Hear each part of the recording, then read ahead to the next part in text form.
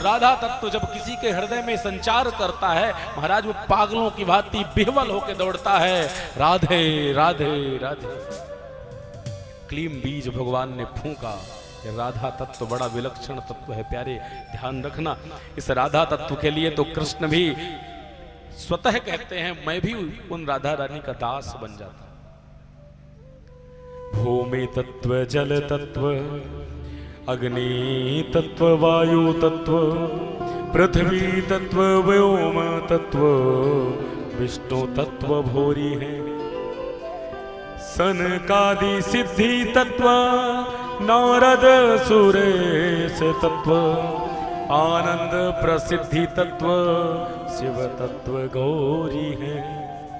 कभी कहे नाग और किन्नर को तत्व देखो, शेष और महेश तत्व नेति नेति जोड़ी है।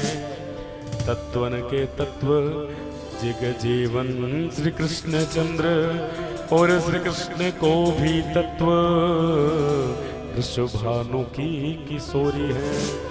ओ कृष्ण को भी तत्व मेरी राधिका किशोरी है।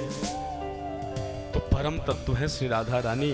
महाराज निधिवन राज में आज भी कन्हैया महाराज करते हैं, और निधिवन से थोड़ी ही दूर में सेवा कुंज है कि नहीं है? बोलो ना, है ना? सेवा कुंज क्यों है? इसका नाम सेवा कुंज ही क्यों पड़ा? कोई और कुंज भी कह सकते थे। इसलिए क्योंकि जब महाराज करते हैं ना राधा रानी के संग, गोपियों के संग, तो जब किशोरी जू थक जाती हैं तो कन्हैया कहते हैं लाडली जू आप थक गई हैं, तो गोदी में उठा के भगवान निधिवन से सेवा कुंज आ जाते हैं। फिर सेवा कुंज में पर्यंक में लिटाते हैं, यहाँ श्री जी की ही चलती है। फिर राधा रानी जो कहती है मैं थोड़ा थक गई हूँ, थोड़ा मुझे कष्ट हो रहा है, कन्हैया कहते हैं अरे चिंता ना करो। फिर कन्हैया उनके चरण चापते, चरण दबाते राधा रानी जो। इससे यह मत समझ लीजिएगा कि पतिदेव पत्नी की चरण पूजा कर रहे हैं, नहीं।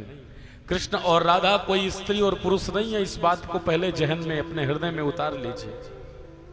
कृष्ण और राधा एक ही तत्व हैं। कृष्ण ही राधा हैं और राधा ही कृष्ण हैं। राधा माधव रूपकम। मेरे बांके बिहारी को कितने लोगों ने देखा है वृंदावन में जाकर के? जिन जिन ने देखा हाथ खड़ा करना भला। बांके बिहारी में आपने कृष्ण को देखा है कि राधा को देखा है? किसको देखा है? कृष्ण को।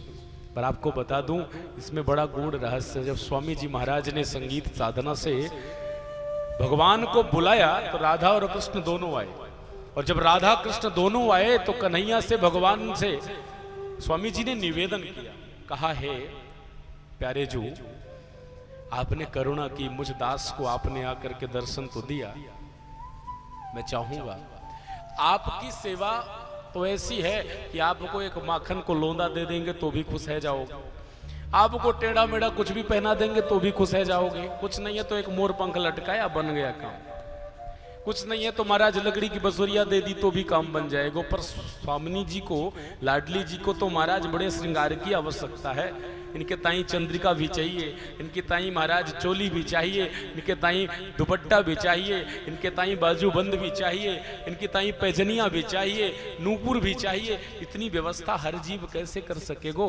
अरे लाडले जू एक कृपा कर दो, आप राधा और कृष्ण एक ही तत्व में परिवर्तित है जाओ।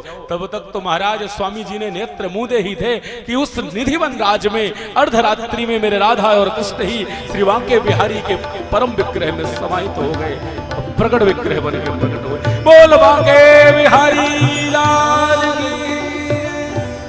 बिहारी जी कोई जयपुर के बनाए हुए कारीगर का चित्रण नहीं है, ध्यान रखिएगा। जिसने बिहारी जी को देख के एक बार भी मन में यह सोच लिया ना कि ये पत्थर के बने हैं, कि ये मोम के बने हैं, कि लकड़ी के बने हैं, उसी समय समझ लेना तुम्हारा रौरव नरक पक्का हो गया। भूल जाओ, भगवान ही साक्षात राधा कृष्ण ही जब उन्हें हम निहारें तो यही समझ लें हे प्यारे जू हम जानते हैं आप भी राधा कृष्ण दोनों ही हमें निहार रहे हैं।